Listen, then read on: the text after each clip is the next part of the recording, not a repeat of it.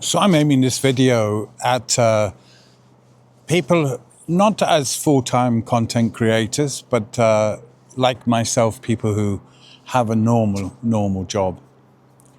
And I have a question, and it's really for me a very important question because I have touched on before in my videos the fact that I really was enjoying the first few months of my YouTube channel, my first YouTube channel, creating it. And now I'm a few months in, and I talk about the processes I go through of trying that it doesn't, that things just don't overtake me, that, this balance between content creation and a healthy life. I actually have a normal job, and I also work freelance for a travel company. So that's a pretty busy time when you add in this. And recently, in the last month or so, I found it difficult. There always can be some activities or the weather, something that gets in the way of filming. Because what I do is generally I conceive and work out my subjects of what I think I should talk about to help others, also to express myself in this production company. And some days you wake up and it's like not the weather you expected. There could be another example of something that came up that you had to do, especially on days free, if you, as I mentioned, that you're like me and you have a normal job. And so there are some aspects in it that I would like to talk about. Does everything work? If you're a regular content creator, you're doing maybe like me freelance work and you're doing your normal job, and maybe you've got to come back and you've got to edit a video. You're thinking, oh, I can't, so I have this problem. I get quite tired. I work up in the mountains, and I just say then to myself, look, okay, do it up till 9, and then after 9 o'clock, just relax a bit. I don't have, luckily, I chose also that I have in my normal job, 9 to 5. It's not really a 9 to 5, but I have in this job work that I just don't take home. I don't have to take home that work. So sympathy for those that do have to take that work home and rely on their content creation. But it's much easier if you don't have to take that work home. I'll touch here now on, again, burnout resistance. And I know what burnout's about. I've spent up to my 50s, really working very hard for companies. Okay, doing very well as well. I can't complain. Working very hard for companies. And also on one side of it, the business side with the extra commission earned for more, bringing in more income. And I know what burnout is about because it wasn't that I really realized, but I think that others around you say to you, my closest were saying to me, like, I could see you dying. It was actually not funny, but you don't see some parts of this burnout yourself and how much you're trying to do. Can be that you're working for good causes.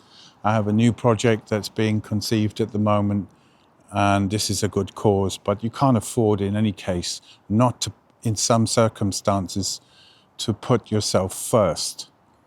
Not second, third or fourth, because in the end, you can't really do anything if you haven't got your health. You can't really do anything, can't help anybody else.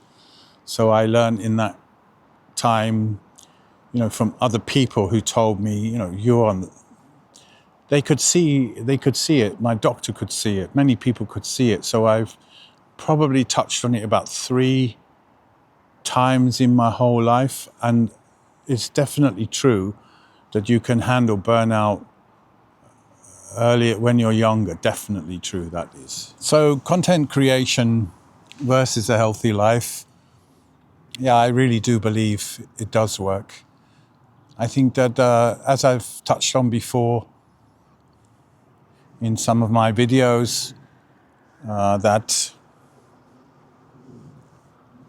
you get a lot out of content creation.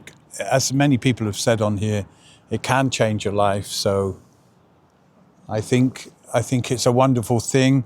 I don't think it should take over if you haven't plenty of work in your normal job. Plus, you know, you have to work for extra money. Then you can drop it for a week. But if you drop it for a week, in my experience, it's always that it was, you know, you look forward to doing it again. You look forward to making your next video.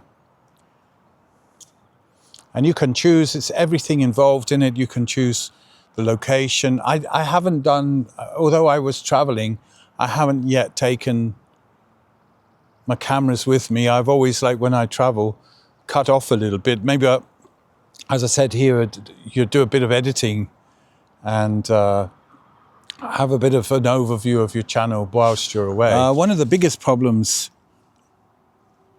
you can make earlier on when you're doing, you know, your channel and making videos for your channel is that you can treat it like a second job, and that you think, oh, this week I only did one video, I should have done two, that was my schedule.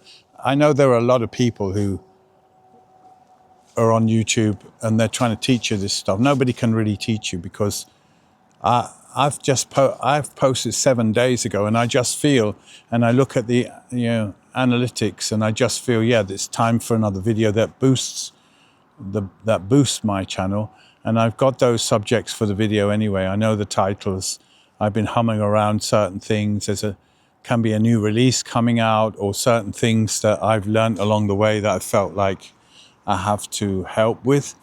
And so I've got that listed, and I've got the day that I was thinking, oh, I'm going to go out on this day.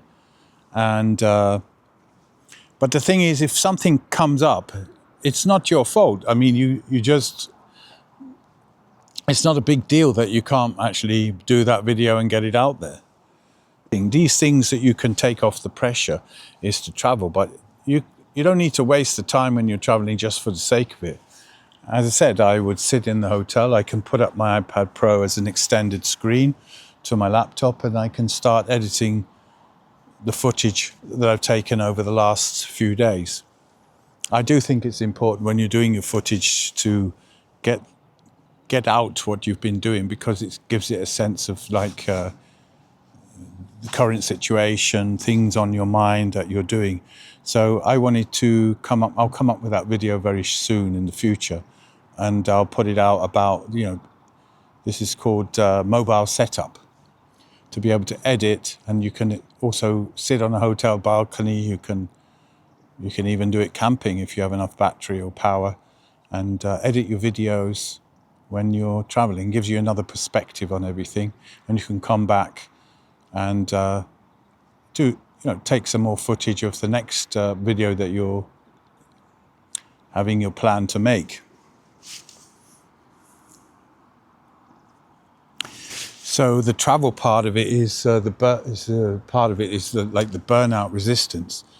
In order that you don't burn out, you can do certain things. Maybe you have a family break, or you travel on a different form of transportation. I thought the other day to do one of these tours in Italy by train, go down all the way to Pompeii.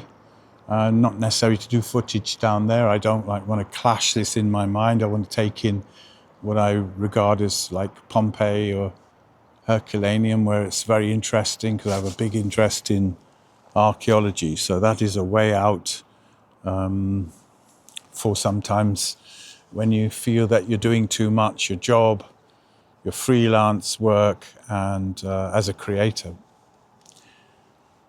The next part, reframing the whole thing. It is something that your YouTube work is not a distraction from your normal life. It should be part of your life. A lot of small antidotes and things that can be said is because of the latest thing going on. I'm reading too much news at the moment. It's ridiculous what's happening.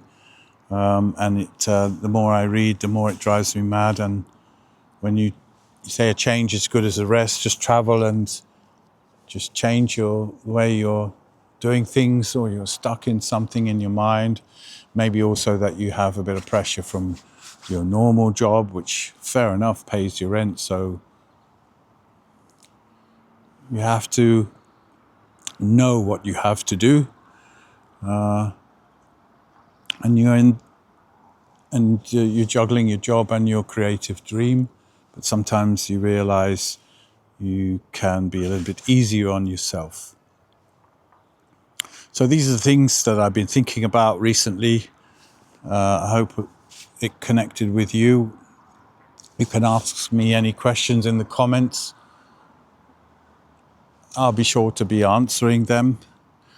Thanks for being here again, and I hope again to see you on the next video.